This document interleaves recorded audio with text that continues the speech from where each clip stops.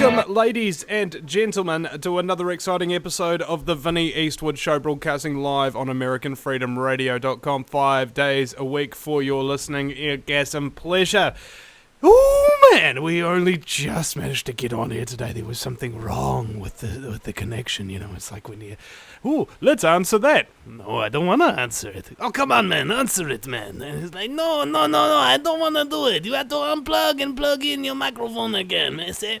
And that's it. That's what kind of just happened now. It was quite stressful.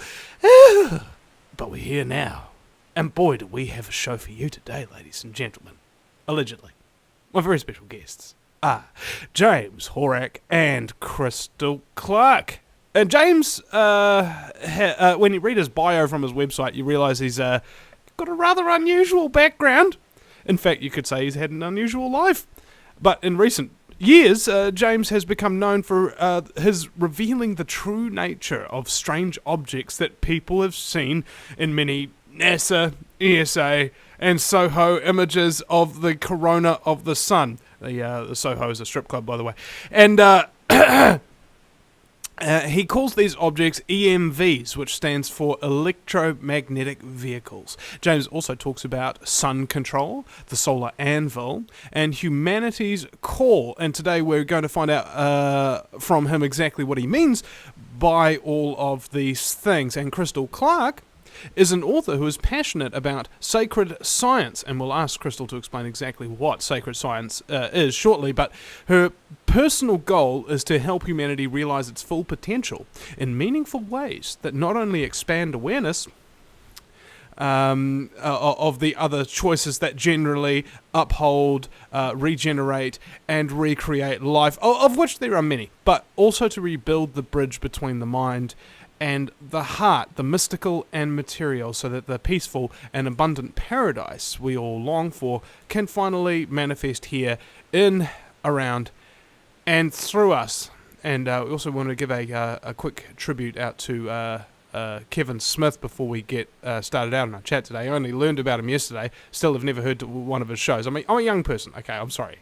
You know. Some people know nothing about Justin Bieber. I know nothing about Kevin Smith. Maybe I got the short end of the stick there. But I think the two of you guys may want to like to say a few words about the loss of your good friend and radio talk show host Kevin Smith, who died suddenly a couple of days ago. James, Crystal? You can go first, James. Kevin was a friend of mine. We spoke frequently. I had been interviewed by him on a number of shows. He was the first time that I ever spoke out about the EMVs publicly. I had known Dr. Berggren and his associate, Casey. But I'd been associated on a forum and kept involved with his work and supported him over the years. But the question about the EMVs is of a high magnitude, because once you realize that these critters have a great deal to do with protecting us by farming the energy of the sun, by that I mean FARMING, then you realize that the only reason the Earth and the other planets in our solar system are able to continue a lineage long enough for civilizations to come to fruition, then you begin to understand that there's a great deal more to astrophysics than just time and chance, something that astronomers and scientists today will not indulge in any way, shape, or form as far as considering. And Kevin was able to break through this sort of information gap and gave me a soapbox to introduce my approach to understanding nature and intelligent design in the universe. so that I was or more or less an expounder of something that most people would not even consider until they had heard the things that I had to say, and even then objected to strongly because of their mental attitude or agenda. And Crystal, do you have something to say about Kevin Smith before we continue on with the interview? Yes. A lot of people know that saying you can learn more about a person oftentimes by what they don't say. And Kevin had what he called Kevinisms. And one of his Kevinisms was the idea that, especially in the UFO community, there was a big black hole in terms of what wasn't being discussed. And he understood how important that was, and that was his focus, to try to dive into that hole and find out what was going on and bring it to us. And he was exceptionally good at it. He was very focused. Truthfully, I think he also was. I think that he also had a sense of things. He was very logical. He was a straight shooter, but I think that he also had a little bit of maybe something else going on because he just really knew where to look. And Intuition. yes, intuition, absolutely. He definitely had a touch of that. I don't know if he would see it that way, but I certainly do. And I think what's strange about it is that, we live in a world where people have no problems copying each other if they think they can make a buck. But the things that Kevin did, no one copied because he was really riding the edge in ways that other people just weren't comfortable doing. And he brought us a great deal of very important information doing that. So he was the one who explored that void for us. And now that he's not here, that void remains. And it's really too bad. It's funny that we should say this because just yesterday I have an older friend, Jonathan Eisen, who does this magazine Uncensored, who publishes a lot of UFO stuff in here and basically everything else, the whole spectrum. And I said to him, I'm really concerned because when activists and incredibly talented and really wonderful people get older, they eventually die. And what I was really sad about is that there's nobody comparable, nobody who has really achieved their level yet to come out and replace them, to put on their mantle. And so whenever I hear of somebody like Kevin dying, it's almost like I feel a loss on behalf of the human race as a whole. Do you sort of know what I mean? Absolutely, and I agree wholeheartedly. It's a tragic loss for all of us because he would go places other people wouldn't, and we were better for it. I like you more and more, Vinny. Yeah, I get that a lot. Now, on with the interview, and thank you, Kevin Smith, wherever you are, for your various levels of awesomeness, openness, and whatnotness, considering I know nothing about you. And James, let's talk about the sun. Traditional belief of the sun is it's a ball of furiously burning gas, occasionally sends out a sunspot, and occasionally, wipes out electronic devices and maybe even goes supernova. And that's about all people know, really, about the sun. And you've got some incredible revelations to share that maybe sometimes it goes contrary, but also adds and fills in a lot of the blanks. And I'd really appreciate it if you could lay it on me, brother.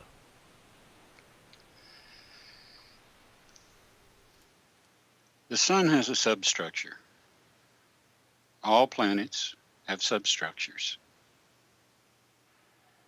In effect, nature produces some very strange principles, but there is a design in how planets and stars are positioned, created, maintained, And if this were not true, there would be no survival of intelligence, and there would be no link to any kind of lineage that would permit the civilizations that we've seen and we have. And there have been many civilizations on this earth of our ancestors. We are progressing towards another extinction, and it will be the 7th. We've had a presence on Mars when we came into this system. And there's evidence, abundant evidence of our presence on Mars. And in fact, there are so many things hidden from us that there's more hidden than there is divulged. Could I interject here for just a second? You know the thing that I love about the Mars photos that they send back from the little rovers that they send out? Okay, we're in the 21st century, right? And apparently, NASA hasn't mastered doing colour photos of the sky yet.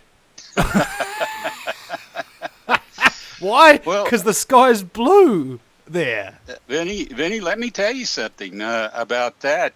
I've got a little book here that I was taking images out of to show people what they're capable of on the moon. You see these images, you get these images of the moon that are blurred, that are that don't give you the true color or whatever. Well, there were so many better images taken in the late 60s around the Apollo missions than you see today. Besides the fact that, you know, there's question about the face on Mars and Cydonia and a number of artificial structures there, we know very well that the rockets that carried ICBM warheads were capable of reaching Mars, and that we could put a spy satellite around Mars as easily as we could around the Earth. Are you going to tell me that we didn't have, at the time that Hoagland was being argued about what he had detected on Cydonia, are you going to tell me that they didn't determine that with a spy satellite that would be much cheaper than sending a probe to Mars? Maybe they decided that they would Cydonia that information. Well, they knew. Like I say, they had more than they divulge. And Kevin was so good, he would take some recent images from the rovers on Mars, for instance, and he would find a stream, a flowing stream. And then he would find what looked like a pump, and the fact was that pump was right where you would put a pump if you didn't want your valve to be burdened with sand. You'd put it where the turbulence was the greatest to keep that sand from bogging up that filter, so that the pump would draw on water and not get clogged up with sand. So, I mean, and a geologist called up during that particular show and said, yeah, that's a running stream of water, no doubt. So you can't, you can hide a lot with lighting effects and a number of things that you do to these images because they're digital. You can enhance an image and you can de-enhance an image, and that's what they're so good at. And even though they were doing that with the solar images that have been coming in for many years now, finally there were other agencies other than the naval laboratories, other than NASA, that were getting them too. They were getting feed.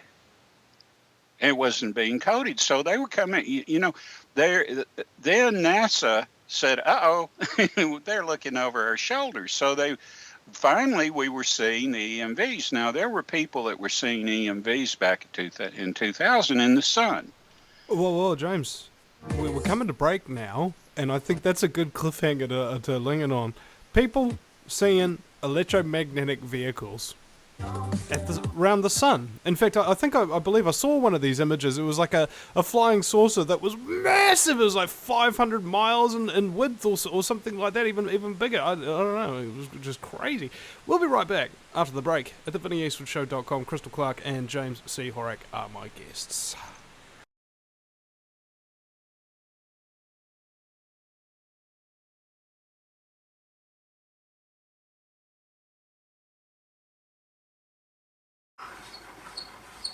No matter where you live, globalism affects you.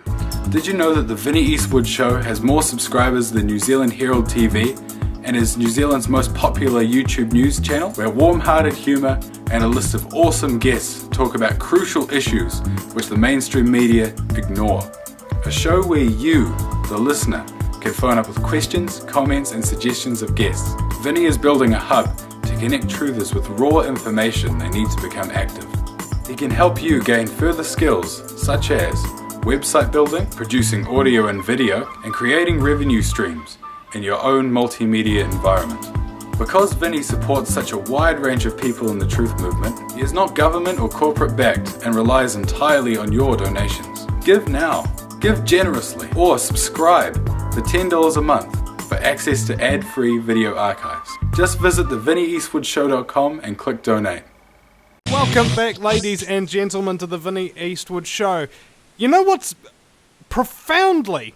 I am living in a synchronistic realm. Guess what the name of that song is called? Knights of Sidonia.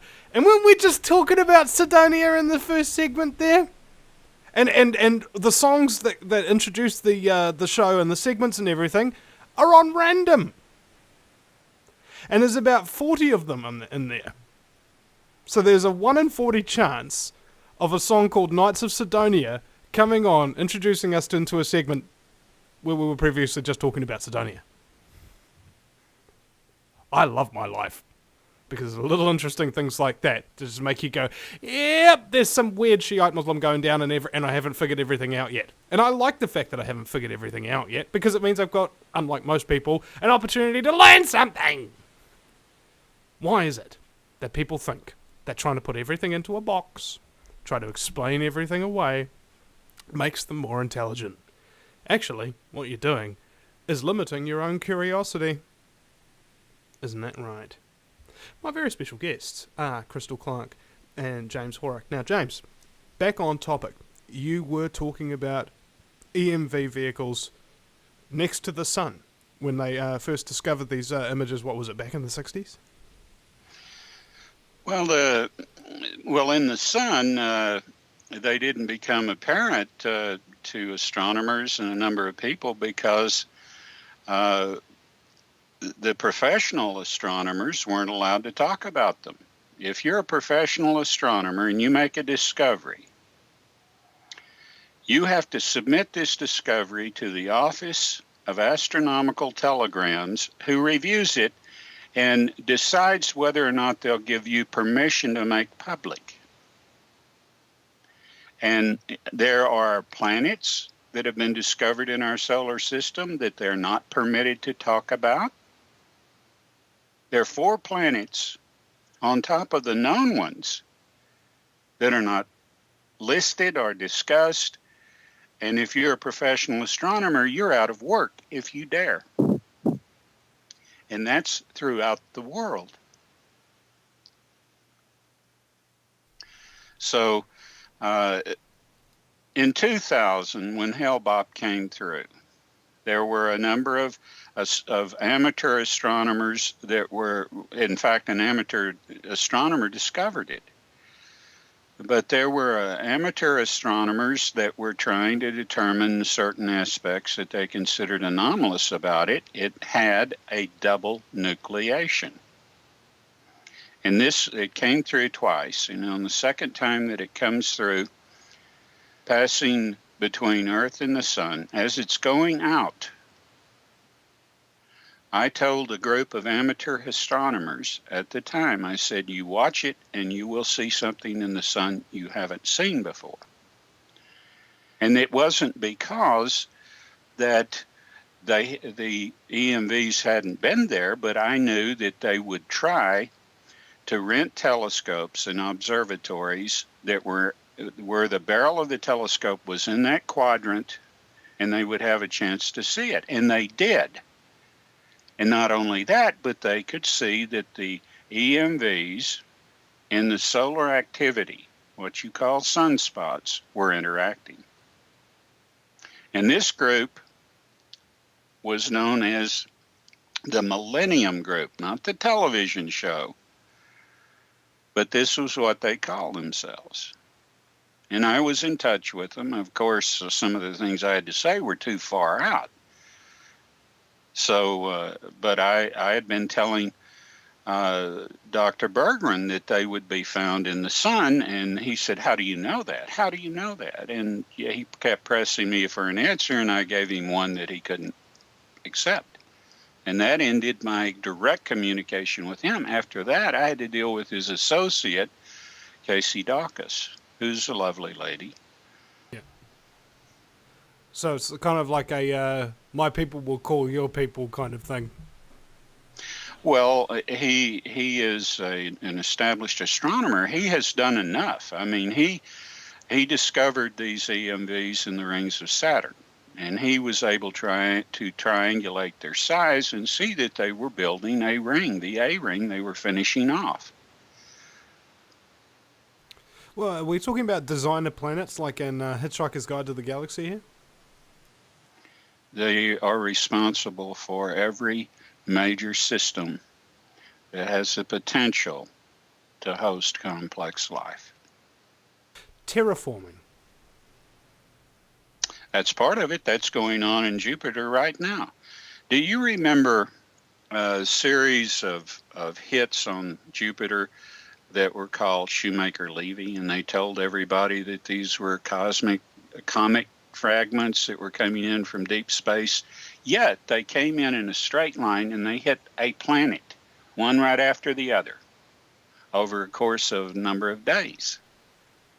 Yeah, I recall. Now, when anything explodes or comes apart in space, pieces go off in different directions, just like they do in atmosphere.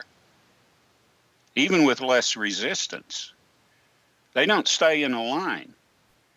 And you see, there was never anyone in the scientific community that ever suggested in the least that these were under intelligent control, but they obviously were. So we're talking about Saturn being having extra rings added to it, or having rings taken away, and Jupiter being terraformed right now. Hasn't that red eye thing on it reduced somewhat? It was apparently some big ass storm, and now it's like almost gone. Yes. The first mention of these fragments hitting Jupiter was in a documentary on television, kind of like 2020.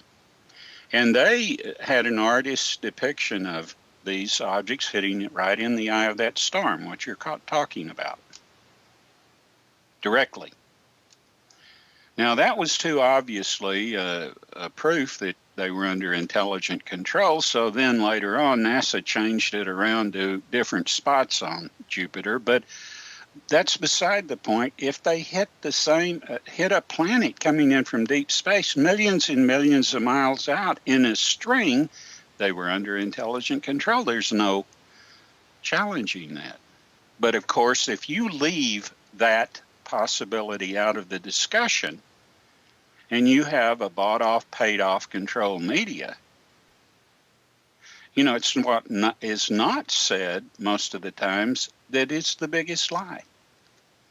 Critical omission is what it's called in legal terms. Isn't it critical omission? That's right. Because critical omission would mean somebody who's critical about knowing everything. I really enjoy having my English corrected by someone from New Zealand, and I thank you very much. You're welcome. That is a distinction. I remember one time I was on the United We Strike radio broadcast, and Karen was giving praise to the crew and everything, and she's saying, the ever-effluent Gary Johnson, and I say, well, you just called him ever-effluent. That means unlimited poo. Hey, also, I was just thinking, Crystal, you've been very quiet here. Have you got anything to add into this little Jupiter kind of explosion thingy? Well, one of the reasons that I eventually contacted James is because through my own experiences, I recognized that ignorance really is the greatest plague that we've ever faced, and it's intentional. That the most important thing that we have not been taught is to understand intelligent design and creational design, and that we aren't being taught how all of this works, not only because this is part of the master-slave construct. You know, slaves aren't supposed to know how to read and write and figure things out for themselves. That's part of it. But the other part of it is that they're weaponizing creation, literally. And this is something that our predecessors, as James pointed out, this will be the 7th time we've done this. We've done all of this before, and we have never survived it, nor will we survive it if it continues this time. And what's so interesting about it is because we don't have the knowledge we need to ask the right questions, we're not growing, we're not evolving. We're not answering the questions that we have now, which would take us, as James says, to the next step up. And then, I mean, there are questions that we can't even formulate because we don't know they exist because we just aren't there yet. So what I appreciate about what James is sharing with people is that he's sharing creational design at the macro level. And I think that's really important. Because one of the lies that we've been fed is that the previous civilizations that they will admit were here, that suffered a catastrophe, a catastrophic end. Well, they like to tell us, well, there's just these cycles, they're solar CME cycles, or they're just pole shifts, or they're ice ages, and they just happen no matter what. And if you're just unlucky enough to live during the time that it happens, well, that's just too bad. But that's a lie. That is an absolute lie. And as James pointed out at the beginning, it takes time. It takes a long time for a civilization to develop. And there are mechanisms in place through intelligent design to ensure that we have that time. Otherwise, what's the point, right? It defeats the purpose of all of this if it's just randomly destroyed for no reason. It doesn't make any sense. So I appreciate what James shares, because for me personally, I did, it's kind of a long story, we can get to that later, but there were gaps that I found that I was looking for the answer to. And he's the only person I found who could answer those, fill in those gaps or resolve those anomalies and do it across the board in ways that don't cause more problems than it solves, which is something we just don't see.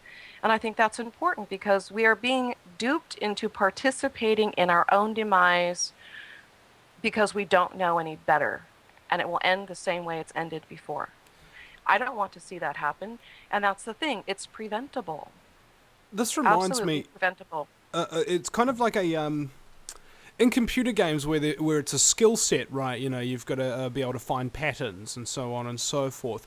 You get to such a point, and you've got your limits. And if you don't achieve what it wants you to achieve, it's game over, and then you have to start again. Is that sort of what we're talking about here? I mean, theoretically, if intelligences are capable of creating planets, creating life, maybe they're experimenting to see if a civilization can get to a certain point and cure its own ignorance, but we've never achieved it yet, so it's game over and back to square one.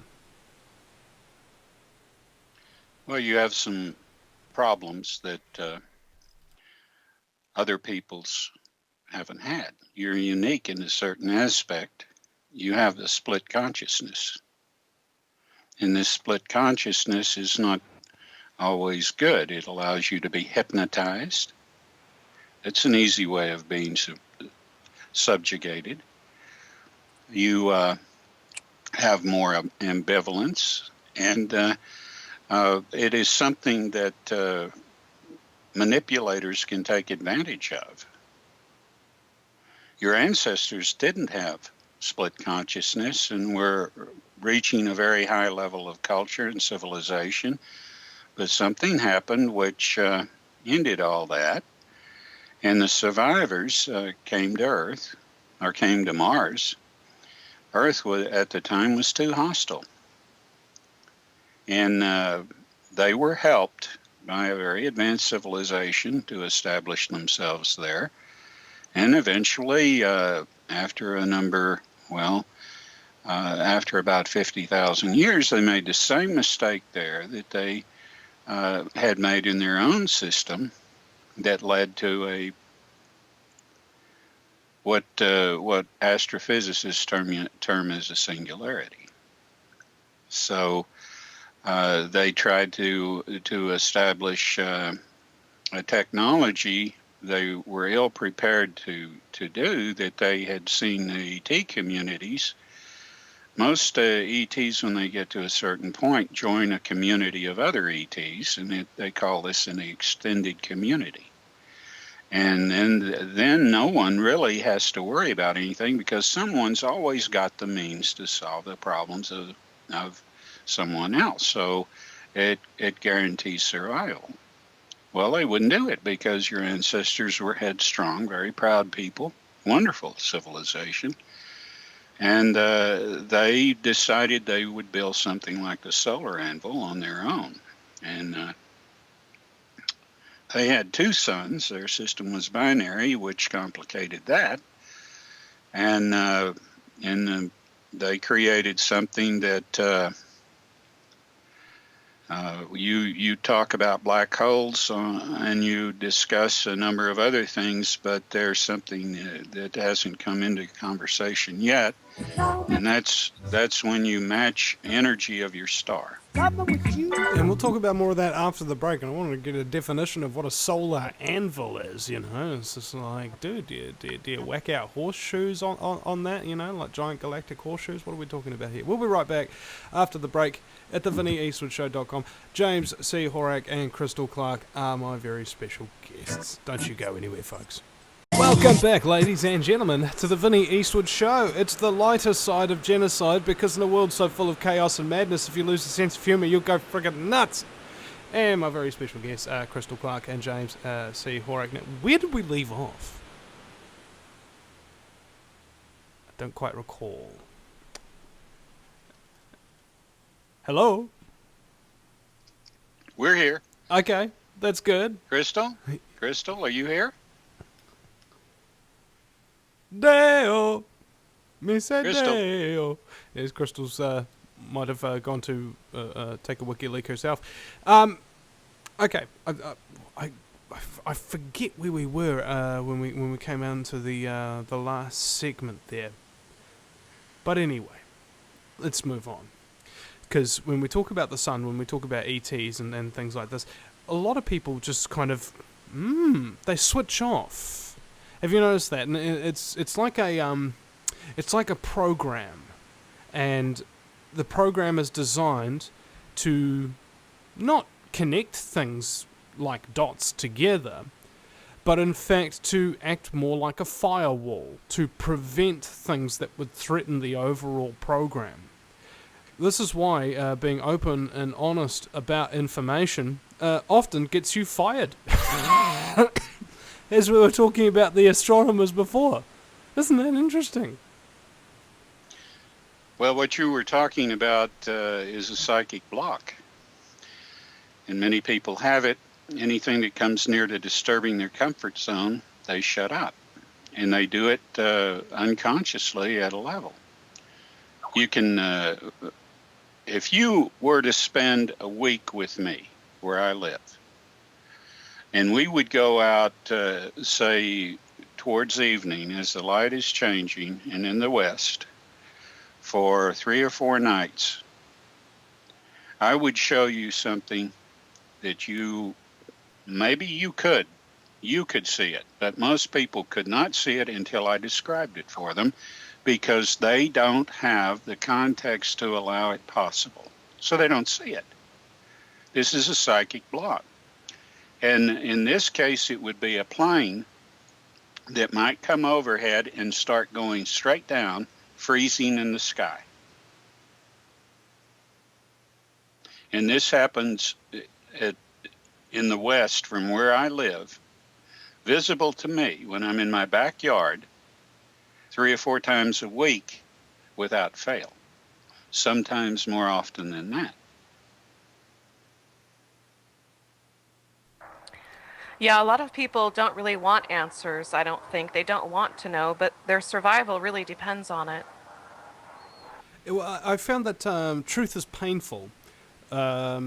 We grow up in a society that rejects truth because it's traumatic, and instead prioritizes comfort. You know, oh, this truck's got cushioned and heated seats, for example, to keep your ass warm. Mate, I'm gonna use some of that. And this thing over here is a ruthless criminal New World Order scumbaggery bunch of filthy psychopathic slash archontic entities that want to exterminate you. Well, that's not very comfortable. No, I think I'll reject that one. Well, of course, but you know, they talk about it themselves. They, you know, Bill Gates talks about vaccine and the usefulness of it to sterilize people. Goes to Africa with his wife and offers to give free vaccinations that are guaranteed to sterilize whoever they give those vaccinations to. And he is doing such wonderful things. He's a philanthropist, isn't he? He's full of something a pissed. Well, you know, he's part of this New World Order Agenda 21, and proud of it, boasts of it. And you had Ted Turner, who talks about population reduction, getting rid of 95% of the, quote, useless eaters, unquote. Yeah. There's a massive eugenics agenda that is essentially, it's like a parasite that has latched onto the planet and is, well, essentially sucking the brains out of the human race. Well, there are a lot of people that would like to claim they're reptiles. There's this ET conspiracy or whatever, and that's part of the plan that has been in the works 40 years, that they're in the last 2 stages of implementing this police state globally that they call the New World Order. They'll have the asteroid threat, and then next they'll have the hostile alien invasion, which is all poppycock. And I would like to explain why this on principle is poppycock. If you get to a level of technology where you are nearing star travel, just nearing it, not quite there, you are at a point of having to grow above your technology. Stop weaponizing, stop all the profit taking and profit making that goes along with selling instruments of war. You are at a point of nexus. You're either going to stop it and civilize your planet, or you're going to self-destruct with your technology. And that's what's happening today. Again, yes, that's right. Yeah. And, you know, I think there's something important about that, too, because, you know, the people that doing this have, and I think they believe it on some level as well, that they're going to be able to go hide underground or hide off Earth. But, you know, this is the 7th time we've done this, and if they were ever able to actually go hide, set the planet on fire and bail, and then come out when it's over, we wouldn't be repeating the loop, would we? Well, here's the irony of it. Okay, now the New World Order is full of psychopaths, killers, murderers, rapists, pedophiles, that kind of thing. Okay, now here's our escape plan. Lock ourselves underground with the worst satanic, pedophile, rapist, archontic, psychotic scum that the world has ever known for 100 years. How's that going to work out for you? I don't think they've thought this one through, bro. It's almost karma for them. Yeah, but we are our own worst enemies, aren't we? Well, there's so much more to it. You cannot survive what they have in mind, and for a number of reasons. Now, first of all, you've heard the expression, the biblical admonition: "He who lives by the sword dies by the sword." Oh yeah. He who weaponizes any kind of science or devotes science purely to oppressive devices, to the exclusion of energy alternatives, to the exclusion of cancer cures, to the exclusion of what's beneficial for people across the board, and spends all this effort weaponizing entirely technology, are giving any opposition a reason to oppose them by building in defeat. And there are defeats that are in certain countries' nuclear arsenals that have been put there by the people that made those weapons. Not to mention one in particular that would have already started World War III if they hadn't been stopped. What? Who stopped World War III? Once it was one of these built-in defeats, and another time it was E.T. Well, specifically? Almost 2 years ago, Israel wanted to launch against Iran nuclear armed missiles. Nothing would work. Netanyahu got on an airplane and flew to the Kremlin to raise hell with Putin because he knew only two countries might have that kind of technology. Of course, neither one did. But he flew to the Kremlin to approach Putin and threaten him, raising the devil. Putin didn't have any idea what he was talking about, and eventually Netanyahu came to enough realization that he didn't. So he delineated his attack to, well, I want permission to attack Iran. And of course, Putin said, absolutely not. And he said, well, you get in our way, we can hit Moscow and wipe you out. And Putin said, well, we will turn Israel into an ashtray. Well, I think there's a lot of people who don't know what Netanyahu is talking about. I don't think you should trust just any old Yahoo, especially not Netanyahu.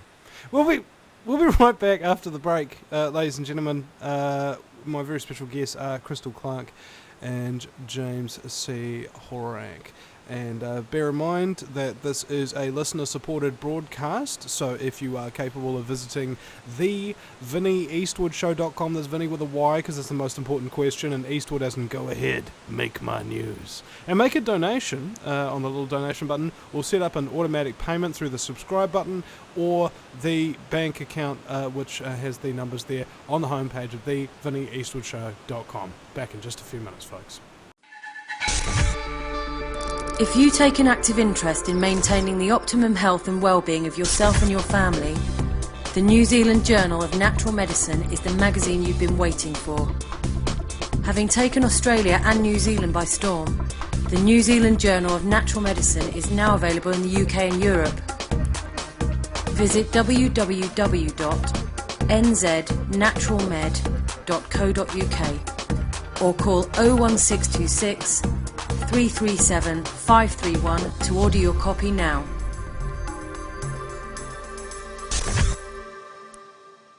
Welcome back, ladies and gentlemen. to hour number 2 of the fastest 2 hours in talk radio. It's the Vinny Eastwood Show, broadcasting live from the Fukushima irradiated island-chained nation of New Zealand, which is apparently good for the economy because now everybody has a part-time job as an energy saver light bulb. And my very special guests are Crystal Clark and James C. Horak. And I also wanted to get your personal perspectives on this, just sort of a little bit of backgroundiness about yourself. How did you get into these fields of research for which you've devoted your lives? Do you want to address that first, James? Since I was 4 years old, I've suffered one anomaly in my life after another. And from that time on, I've been a tagged individual, as I described to Crystal recently. But things have happened, and it didn't make much sense to me. And but in the 70s, I was prospecting in Utah and had an experience that woke me up. And I haven't been the same since. There's something that awesome about that phrase there. In the 70s, I was prospecting in Utah. Yeah. That's really cool. Well, there is a place in Utah where there's an EMV operation. What was it that you saw? I had been coming back to the camp where we were proving out a claim for some people and to decide whether or not we wanted to lease it. And I had gone into Grand Junction to get a lot of supplies, and I was coming back across the National Forest, which is desert. I don't know why they call it National Forest, but it's BLM land. And I was coming across, and it's about a 6-hour drive because it's a Jeep trail. And it was between 2:30 and 3 o'clock in the morning. I was tired, and I pulled up on this ridge, and I noticed down in this wash, they're just above, maybe 20 feet above the wash itself, a little bit below eye level where I was standing, were these series of lights, UFOs, that were going and coming. You could see about 22 at a time. They'd go around, circle around a tower rock, come back, and then they'd go out of sight around a canyon wall. So I had already had a number of experiences with UFOs. And I have a medical discharge from the Navy over a UFO incident that occurred in Sasebo Harbor, Japan, just before Christmas of 1962. So I walked down towards the wash, and as I got about halfway down this slope, some of these UFOs broke out of formation and formed a V. But normally I would take this as a threat. This has happened to me before, but I didn't. And I just, for some reason, got the idea very strongly to go back, just lay down, go to sleep in the back of my little Datsun 510 station wagon. So that's what I did. When I woke up in the morning, all I had to do was think about something, and it was like I was accessing files on a computer for the first time, and things that I'd wondered about all my life, things that didn't fit, everything was coming together, and then I began to understand a yearning that I had had all my life. And the yearning was coming from what was deep in the ground there. And your planet is being held together by that operation. And without it, the problems that have accrued over the last 250,000 years, the presence of mankind here and the abuses to the planet have mounted up so incredibly that this lineage has done things to the earth that are cataclysmic if this operation wasn't there to hold it together. The hydrogen bomb, underground hydrogen bomb explosions that they used to prospect for oil and gas, this has done more damage than these geophysicists can imagine. and your planet come apart. It needs to be restructured. It needs to be, but I've warned this, and I can say it. I can say it right now, and that is that if this lineage comes to a point where this depopulation begins in earnest, that you will suffer a massive CME from the sun, the likes of which there is no record. And this planet will become another star. And this will be a binary system. And the people that are prepared to install themselves on Jupiter, well, in the moons of Jupiter where there are people, will have the energy they need to do so. Continue. Well, that's the end of the story for you. Okie dokie. Crystal. Well, I mean, you know, there's really so much more to what he's saying, and it's, you know, Dr. Norman Berggren released his first book, The Ringmakers of Saturn, I think in 1984, and he tried to, of course, go through the alternative UFO community, and you know, this is just another example of people that don't want answers, because if people wanted them, they could have them, and he was trying to provide them. He was showing proof that there are entities in our solar system that are creating it, they're building it.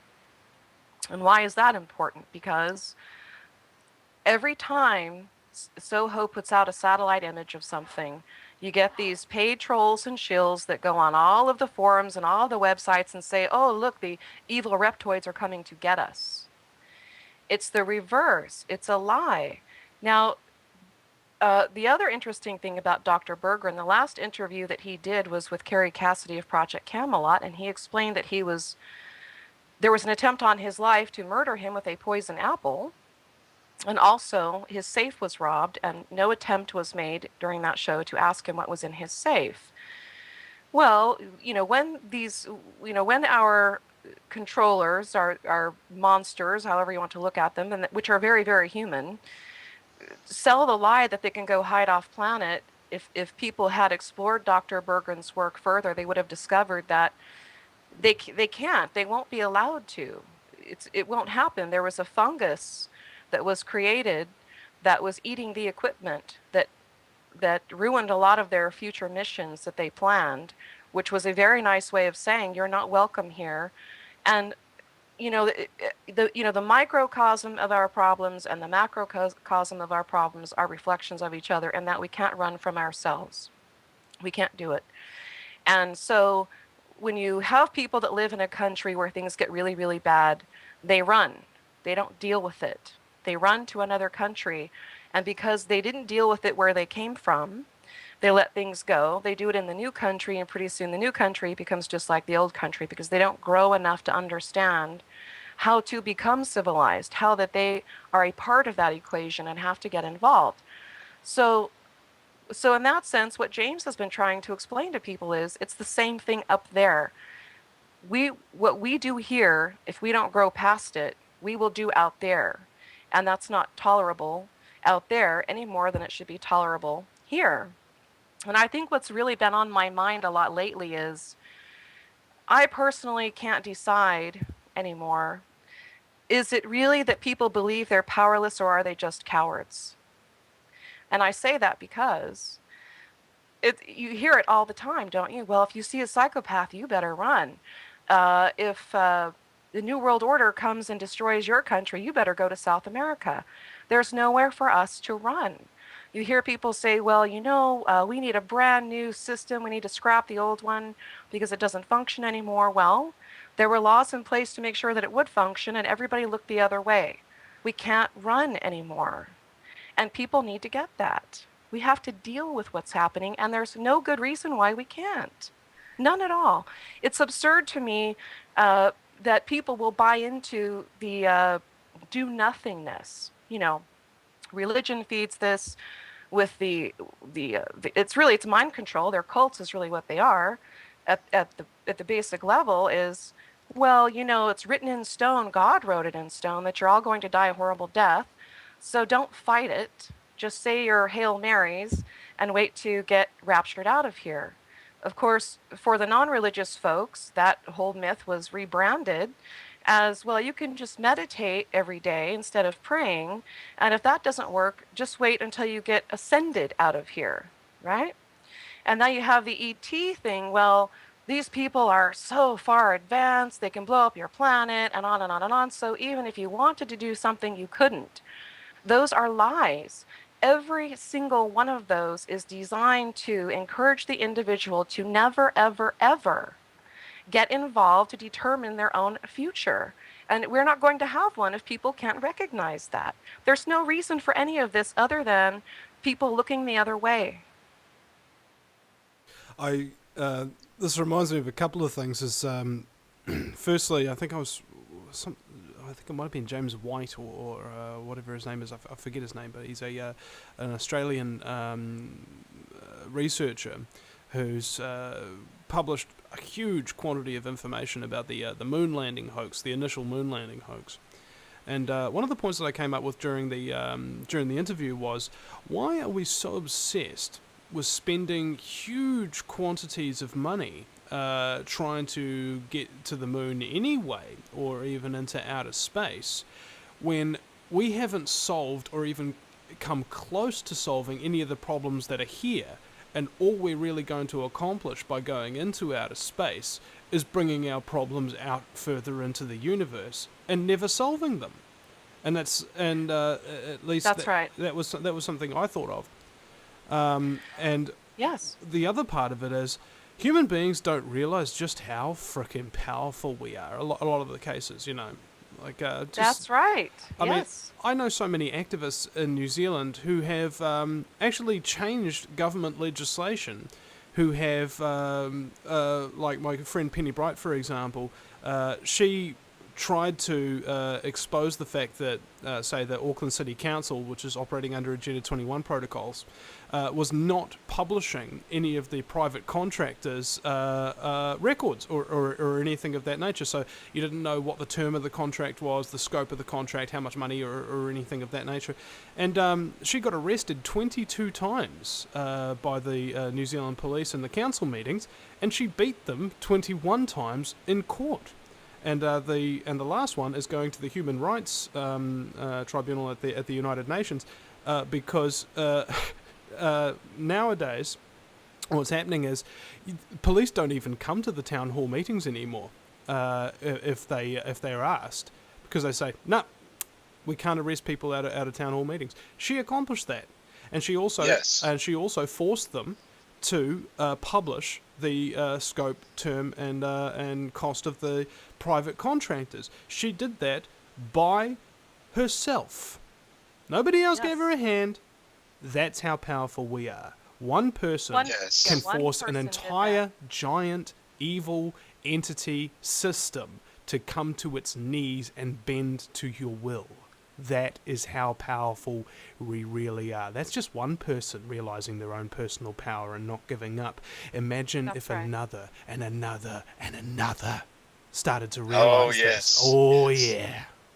That's exactly right. And now, once an individual recognizes that, now you can see why divide and conquer is so important, because we need to work together.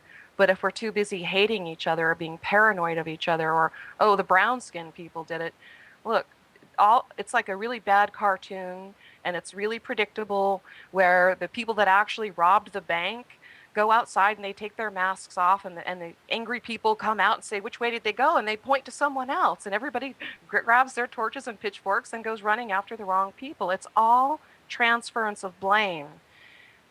And not even just transfer of blame, but also transference of the good things we do, right? Oh, God did that for you. You couldn't have possibly done that. A higher power took care of that for you. People need to get involved, and their survival depends on it. There are more of them than there are of us. The problem is, and I say this all the time because I believe it, that I really believe that 90% of the people on this planet are genuinely good people and they want to do the right thing. But I also know that generations multiple generations of dumbing them down has ensured they don't know how anymore. And that's why they're being duped into participating in their own demise under the false pretense of doing the exact opposite.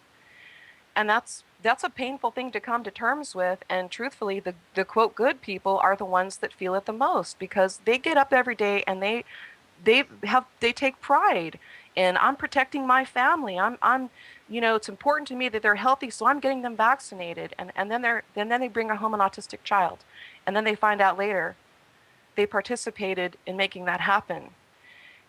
It should make people angry. But what the problem that I see far too often is, when you use the word ignorance, people automatically shut off because they think that you're calling them stupid.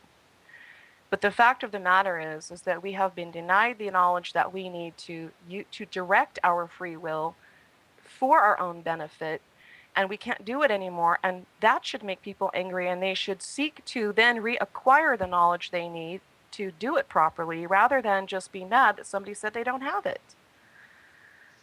This is true, and what I find is interesting is that people, they'll get...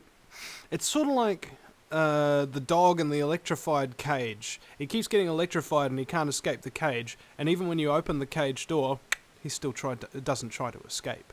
And I used to look after autistic boys, so I know what this kind of mentality breeds. I've seen, I've come up to them and said that my friend Catherine Smith, who does this magazine here, the New Zealand Journal of Natural Medicine, has a whole lot of herbal remedies and other things, because some autism is curable. And not a single one of them took us up on the offer, because they'd seen so many specialists and so many doctors, they couldn't do nothing and got their hopes up, that they extinguished their hope completely. We'll be right back after the break at theVinnyEastwoodShow.com. Welcome back, ladies and gentlemen, to the Vinny Eastwood Show, the show that realizes there's nowhere to run to, baby. There's nowhere to hide from a new world order. What are you going to do? Try and escape the planet? And my very special guests, James C. Horak and Crystal Clark, and we're having a discussion over the break about leadership and what it actually means. And you both raise very important points that I believe bear repeating. One being, James, the point that you made is that leaders are actually supposed to be there to inspire, to give people, something to look forward to, keep morale high and so on and so forth. And Crystal, you made a very profound point that you don't want to stay in this leader-follower paradigm anymore, because that's the reason why we're in such a bad shape, and that's how we've been so easily divided and conquered, because if people don't know how to lead themselves, all the New World Order has to do is take out their leader and boom, they become disparate masses again. And my point... that is really very, very true, and I'm a big believer in... And my point was that a good leader isn't somebody who bosses everybody around and says that I'm your leader, obey me. A good leader is somebody who recognizes the potential in the people that follow them and teach them how to harness their own personal power and abilities so that they don't need to be led anymore and become their own leaders. That's the kind of person I am. And in fact, just yesterday, I took it upon myself to go out with a couple of people to a Child, Youth and Family Services office. It's the equivalent of the CPS of New Zealand. They're basically a government-sanctioned pedophile ring. And what was interesting is that there were only 3 of us there. We had 2 cameras, a megaphone, and 1 sign, and there were 3 of us. We all took turns. One of us held the sign while one of us filmed, and while one of us spoke, and rotated until the point where all of us had gotten to speak, all of us had gotten to hold the sign, all of us had gotten to hold the cameras, and personally I was the one who was in possession of all that technology, and incidentally it had all been donated to me. Now these 2 other people that I was with had both had their children kidnapped by these particular organizations, and I tried to help by doing what I do best, by getting out there, making sure that their voices are amplified, and making sure that what they say is recorded and then put online. And all 3 of us were really elated and felt really, really good about ourselves when we finished the protest, even though 24 people had said they'd turn up and didn't. because we actually said what the truth really was. We actually took action. That was something that was really encouraging, and that's what I try to do every day of my life, is give a platform to somebody who doesn't have it.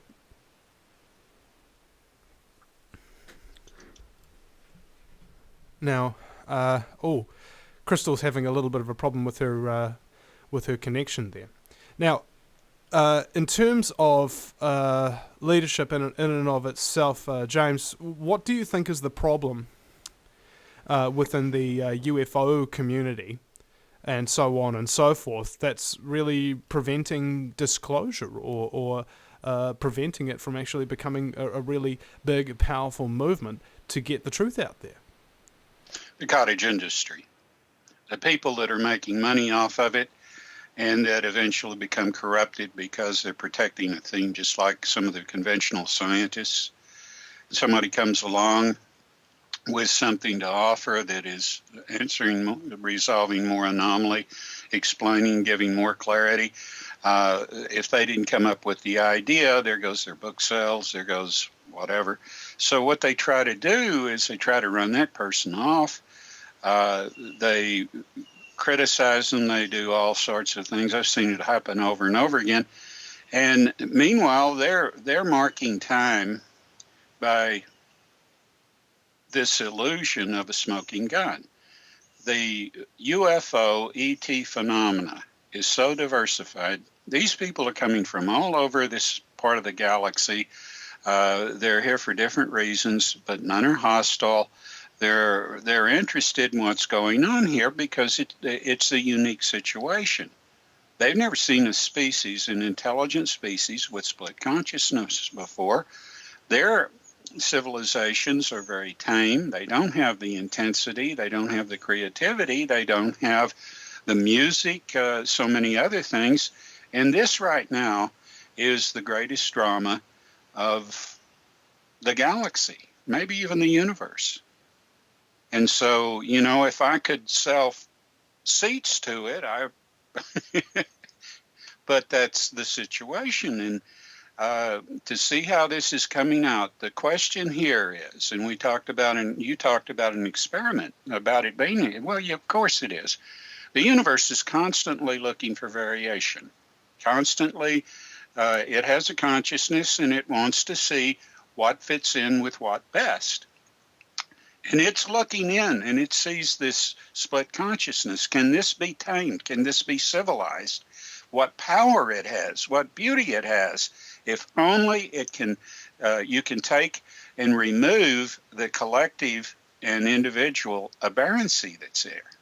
If you can do that, we have a prime candidate for the extended community on a scale that we've never had before, because this is unique. The split consciousness is a unique thing. Before, when it existed, it was removed very quickly when it occurred due to inconstant gravity wave and a number of other possibilities. But when it was removed because it's considered a flaw. This has persisted so long that we have seen an individuation occur that it tends to be new and vital and vibrant, and to have many qualities that people that have become civilized and developed a high level of culture, they also have a downside to that. And it's a loss of the vitality, it's a loss of the creativity, the intensity that is so necessary to produce really spectacular art, music, and, even entertainment. So you have a number of people that are out there that want to see you succeed and don't want to see this come, and they have bought you time, because the farmer lineages on this planet weren't given the consideration. And part of the extenuating circumstance they recognized is the presence of EVs, extra biological entities that are called the Greys, that are not species, but are nothing but drones, but they are problematic. And they're used by black ops here. Can I ask, you, Crystal, in terms of leadership within the UFO community and what holds it back. I mean, it depends what you focus on, right? Like if you focus on the negative, your outlook is going to become negative. And it strikes me that both of you have a very positive outlook. Why is that? What is it that inspires you to stay so positive? Because we know what's possible. We know what's possible. And that there's no good reason not to have it. And so we want to try to remove all of the blocks that keep us from achieving it, I think. The UFO community. So, here's the thing. It doesn't matter if you're talking about UFOs or you're talking about chemtrails or you're talking about abductions or black ops or vaccines or fluoride. It's the same people behind all of it. All of it. So we have to recognize that, and we have to begin to ask who are they, and we have to begin to hold them accountable. And I think James would agree that one of the first steps for us in removing aberrancy is to stop looking the other way. We actually have to handle things, we just can't do it anymore. And too many people are comfortable and are paid very, very well, especially in the alternative community, to look the other way. In fact, to encourage others to look the other way, because whom does that serve in the end? And a really good analogy, I think, is the Jonestown Massacre. Are you familiar with that? Yes, I am. It didn't have anything to do with Alex Jones, did it? No, but not exactly. But here's the thing. So people that didn't want to deal with reality decided they would just go off in the woods and live in their own little reality. And one man, the leader, conned all of the followers into committing suicide, and these people gave the poison to their children first. And this is what people have to really grasp, because aren't we doing the exact same thing when we take our children and we vaccinate them and we put fluoride in their baby bottles? And, we are being duped into participating in our own demise. So we can no longer live in a world where only the, quote, smart people have all the answers and the rest of us are just so dumb and useless overbreeders. We have to let them take care of everything, because their idea of taking care of everything is destroying nature to destroy us, and that's not survivable. And I know that deep down, every person on this planet, especially if they have children, want to live, and they want to live right. But they can't expect somebody else to do it for them. Who can we turn to? Who's going to come and save us? Well, can't we save us? Do we have to wait for Jesus Christ to come back and fix it? Are we really that inept that we can't do it? Yeah, I mean, the whole reason why you haven't been saved, bro, is because you're waiting for somebody to save you. Look. How much gets accomplished when you do nothing and wait around for things to happen? Nothing! Exactly. It's that phrase, I've tried nothing and I'm all out of ideas. Yeah. Yeah. That's right. It's fixable. It's fixable to a point. And I'm really glad that people are waking up, because we are nearing that point. There is a threshold that once we cross, coming back from will be almost impossible. And we're being pushed farther and farther and farther in that direction. Once we get there, we're toast. But we aren't there yet. Until we get there, and we'll know when we're there. There won't be any questions about it. We aren't there. It's fixable. I mean, my God, if you really care about people, why would you not do something to change it? It doesn't make any sense. So I personally don't see the difference between a New Age community that's conning everybody into not actually doing anything, or a religion that's conning people into not doing anything, or Jim Jones telling everybody, well, just lay down and die. What's the difference? Did you ever have like an aha moment, like, oh my God, I actually have the power, like He-Man? To drive back scumbaggery, to do what's right, and to play my part in making humanity go down a path that is actually beneficial. Well, I've never not done my part. And so for me, it's a strange thing to encounter repeatedly so many people that won't. I can't understand it. Truthfully, I don't get it. Yeah. Kind of like how a good, decent, honest person doesn't understand the mentality of a psychopath. And it's like, why would they do something like that? Well, the only reason why you don't know, bro, is because you're not a ruthless criminal sociopathic scumbag. That's why you don't understand it. Because you're a good, honest, decent person. Just like a good, honest, decent person really just, I don't know. They could go around and they think everybody's like them. It's like, oh, sorry, bro. There really has been a split in humanity. And then, is this what you're talking about, James, when you talk about split consciousness? How humanity is capable of great compassion and great violence?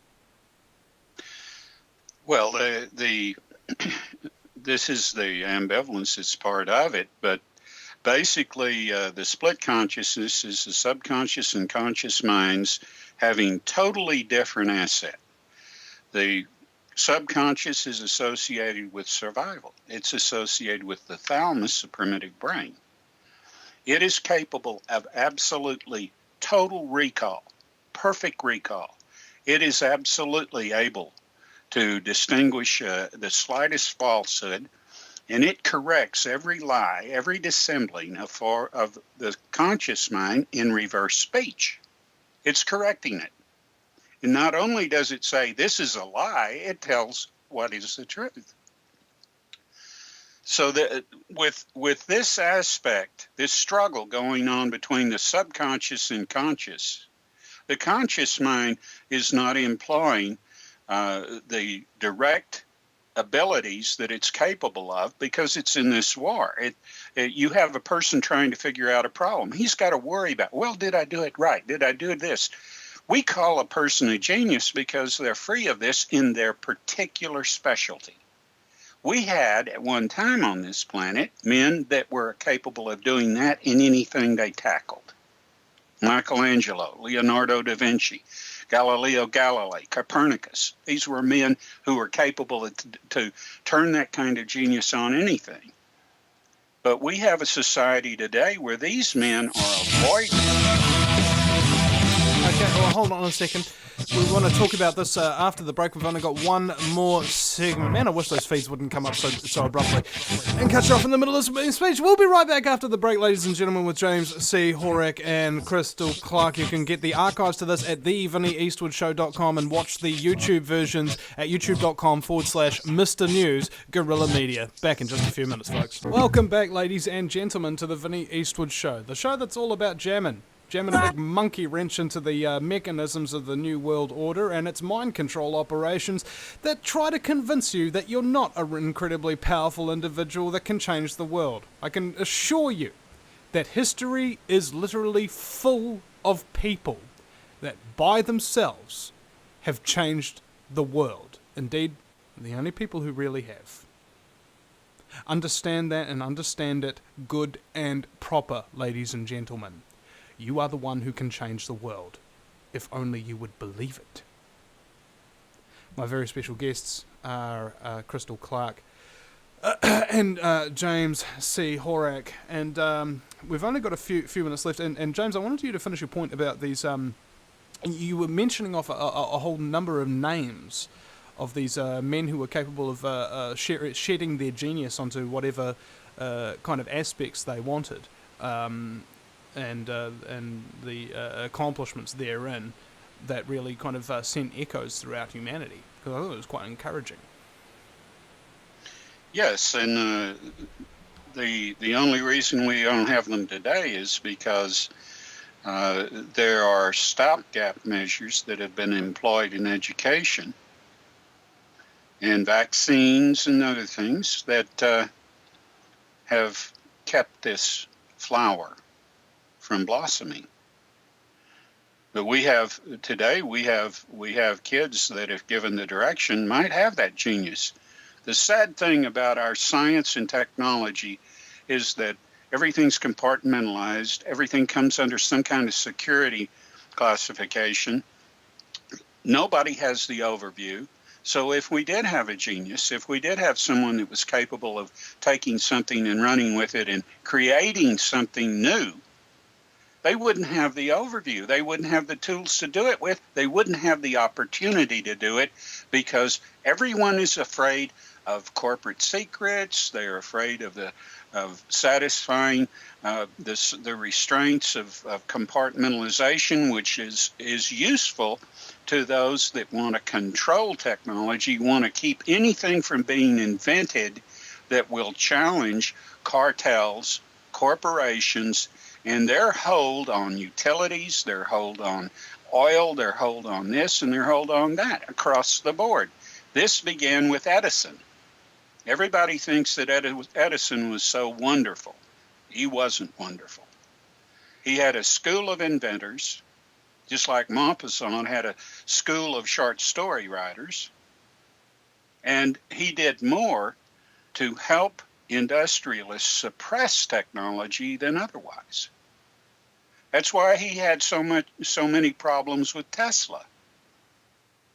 He cheated Tesla out of $100,000 when he challenged Tesla to build one of these transformer stations that would up the voltage of direct current, because he wouldn't listen to Tesla when Tesla said, I can convert this to alternating current, and you won't have to worry about losing voltage when you go up a skyscraper. So that's not very bright. We give Edison far too much credit. He was in the way of technological advance, not the other way around. So, was Thomas Edison the one who invented the light bulb, right? Ironically, he wasn't that bright. Not really. No. And, we give Marconi the credit for inventing the radio, and he didn't. There are just a number of things that came up. We give Edward Teller, the credit for inventing the cyclotron, and he didn't. His graduate student did. Hey, and in fact, this is something that's happening in the scientific community big time nowadays. Is a genius will come up with a great invention, and then they'll go to their professor or their head of the dean or whatever the frack, or somebody who they really respect in the scientific community, and they get surprised when the mother fracker steals that off them. Well, that's what graduate students have to accept. They're in there to get their meal ticket, which is a master's or a PhD, and they have to put up with all this crap from... See, every graduate student has what's called a committee, and that's a certain number of professors who have tenure who... They'll even tell him how to write. He may be proficient in writing or whatever, but he has got to deal with in many cases, a self-important pedant. And I've seen this. I've been a graduate student, and I know what I'm talking about. So, and then you say, for instance, you get through all the political aspect of it. You have to go in and defend your dissertation if you're a PhD candidate. And, of course, they can throw all kinds of obstacles in your path if they just don't want you to get that meal ticket. Now, this reminds me of when I was in university, and I don't know about you, James, but I always coasted through high school. I coasted through university, just getting C averages without even trying. And then they gave me the option of doing an essay. And one of the options for the essay was anti-television discourse. And I was like, oh, yeah, that's my bag. And I was just like, you got an A, didn't you? Let me finish. For the first time ever, I read source material. I put bibliographies, notes, and things of that nature all through this essay. I showed it to my friend's dad, who was a English professor at the university, and he said it was just brilliant. And they gave me a D. Really? And that was the moment that I realized that it was the opinion of the marker that television was inherently good for everybody that my analysis disagreed with, even though all of the evidence that I just...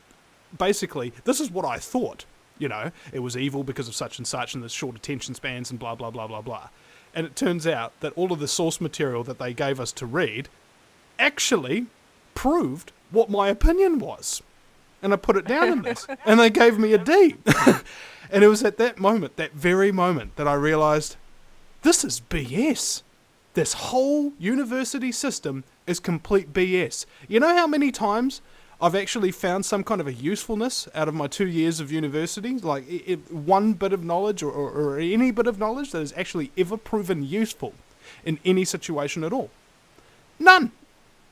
Of any kind. Well, no, Vincent, I disagree. You have the knowledge that it doesn't matter. So but university didn't teach me that. University didn't teach me that. I taught me that. No, it did teach you that because you had that experience and learned from it. Unintended consequence, maybe. Yeah, well, look around you. All the people like university actually accidentally taught me something. It didn't intend to. Yeah. It's like, oh, bro, now I've figured this out. And I haven't finished my 3rd year of university, and I'm not gonna, because I'm learning a heck of a lot more information off of people like you. Vinny, we're having too much fun. Do you know that? Yeah, that's always been my problem.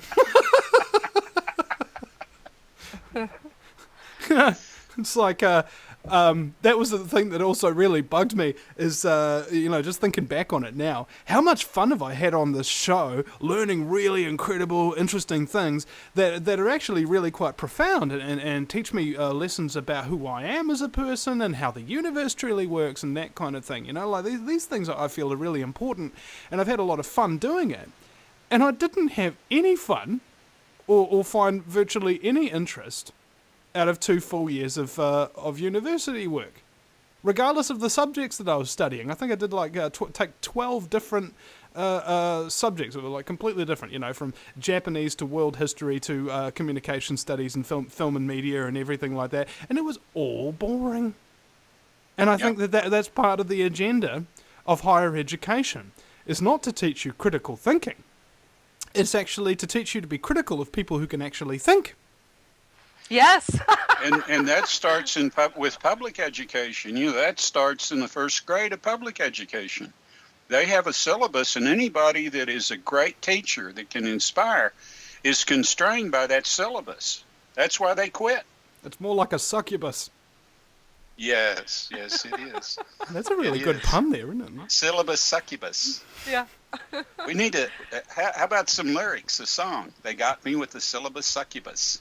Yeah. I mean, the syllabus does succubus quite a lot, and... Yes, I was waiting for that. This is how much the syllabus succubus.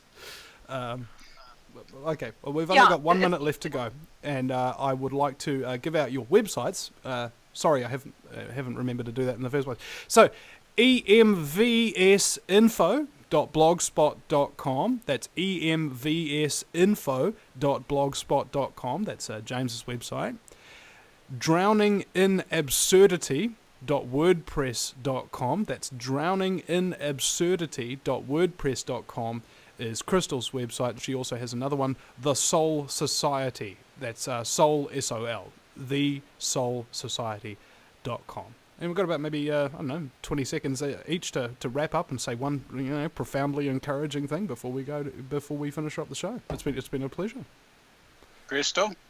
Well, thank you for having us, and I just encourage people to recognize that they are capable of creating the future they know that they deserve. They just actually have to do it. And James? And I can't help feel like I'm doing this. All right. Maybe that's the thing of it. All right, ladies and gentlemen, it's been a great week, and thank you very much to Mel, the associate producer, for. She's put in a lot of work, and the very reason why most of the guests have shown up this week, and the reason why I've actually been able to read off their bios and they have prepared questions and things like that, isn't because I've been working very hard, isn't because I've been looking at their websites and so on and so forth and doing the studying and the real actual hard work. It's because she's been doing it all for me, You work as a team. You do for each other what you can, and you play to your strengths. And I just want to say to you, Mel, I am so very, very grateful for the opportunity to interview all of these wonderful people you've organised for us, especially you, Crystal and James. Thank you very much, and we'll see you again sometime, ladies and gentlemen, at the VinnyEastwoodShow.com.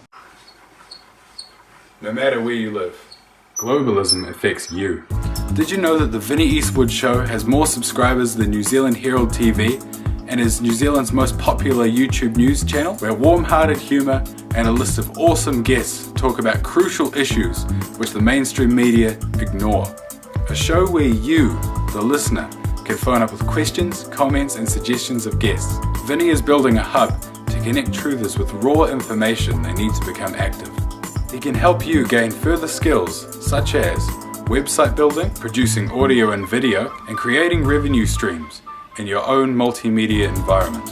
Because Vinny supports such a wide range of people in the truth movement, he is not government or corporate backed and relies entirely on your donations. Give now, give generously, or subscribe for $10 a month for access to ad-free video archives. Just visit thevinnieeastwoodshow.com and click donate.